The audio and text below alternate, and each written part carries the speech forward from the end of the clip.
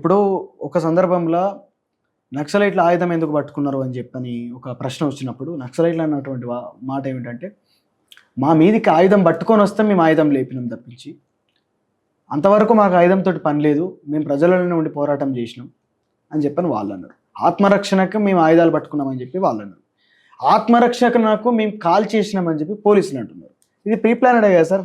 జనరల్గా దిశ ఎన్కౌంటర్ అయినా ఇంకే ఎన్కౌంటర్ అయినా మా మీదకి గన్నులు లేపిర్రు, మా గన్నులు తీసుకొని మమ్మల్ని బెదిరించిర్రు, అందుకే మేము ఎన్కౌంటర్ చేసేసినాం అని చెప్పి ప్రీ ప్లాన్డే కదా. ఇది మాత్రం వాస్తవం ఒప్పుకోవాల్సినటువంటి విషయమే కదా. ఇది ప్రీ ప్లాన్ అనే అనడానికి మనకు అర్హత లేదు. ఎందుకంటే ఒక మనం కామన్ కళ్ళ ముందు ప్రత్యక్షంగా. అంటే నేనేమంటున్నా మీకు సూర్య, ఒక విషయం ఏంటంటే నక్సల్స్ గన్స్ పట్టద్దు అంటే పోలీసులు కూడా గన్నులు వాడద్దు, తప్పే కదా. ఫస్ట్ ముందు రాజ్యము లేపిన రాజ్యాంగము ప్రకారంగా మన దేశ రక్షణకు అత్యవసరమైతే with the permission of authority, అంటే ఒక హయ్యర్ అథారిటీ నుండి పర్మిషన్ వస్తేనే ఒక ఎన్కౌంటర్ చేయాల్సి ఉంటుంది. ఒక ప్రభుత్వం దానికి గ్రీన్ సిగ్నల్ ఇవ్వాలి, న్యాయ వ్యవస్థ గ్రీన్ సిగ్నల్ ఇవ్వాలి, ఒక పోలీస్ వ్యవస్థ దానికి అనుమతి ఇవ్వాలి. అనుమతి ఇస్తే తప్ప నువ్వు గన్ను వాడద్దు.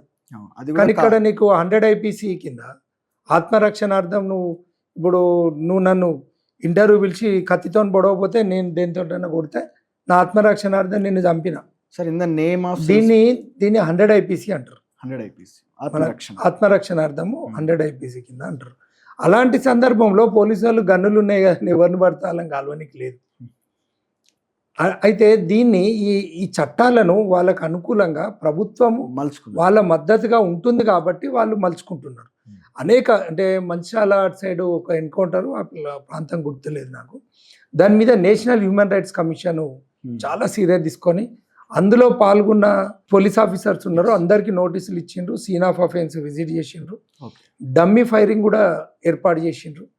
అక్కడ సీన్ ఆఫ్ అఫెన్స్ వీళ్ళు ఎస్టాబ్లిష్ చేసింది అయితే ఉన్నటువంటి పరిస్థితులలో ప్రభుత్వాలు దీన్ని అనగదొక్కిండ్రు. కానీ చాలామంది జీవిత ఖైదు విధించే ఎస్టాబ్లిష్మెంట్ చేసిండ్రు, క్రైమ్ని ఎస్టాబ్లిష్ చేసిండ్రు. అది ఎక్కడ అంటే ఇప్పుడు ఫైరింగ్ అయితే ఏంటంటే ఎంత దూరం నుండి కాల్పులు జరిపితే ఆ బుల్లెట్ ఎంత దూరం నుండి ఆ బాడీకి తగిలింది, ఏ యాంగిల్ నుండి కొడితే ఏ యాంగిల్లో తగిలింది, అవన్నీ చూస్తారు.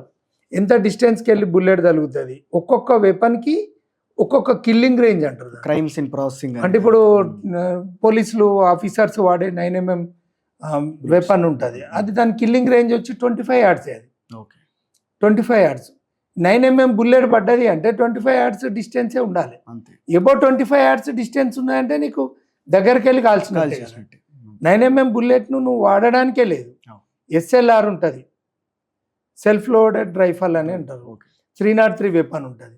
అసలు వాస్తవానికి ఎన్కౌంటర్లలో వాడాలంటే లాంగ్ డిస్టెన్స్, అంటే ఎక్కడి నుంచో ఈ 303 వెపన్ SLR అంటే బాగా పొడుగుంటే అవి క్యారీ చేయడం. ఇప్పుడు AK-47 కూడా 50 yards అది, అంటే ఈ 9mm 25 yards, AK-47 50 yards. ఇవన్నీ కూడా వీళ్ళందరికి తెలియక కాదు, తెలుసు.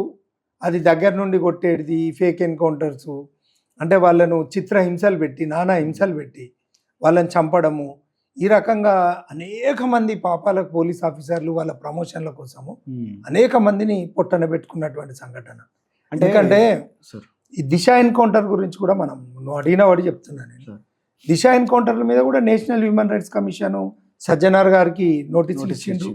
చాలా సీరియస్గా ఉండే, సజ్జనార్ గారిని కాపాడుకునే పరిస్థితి కూడా లేదు.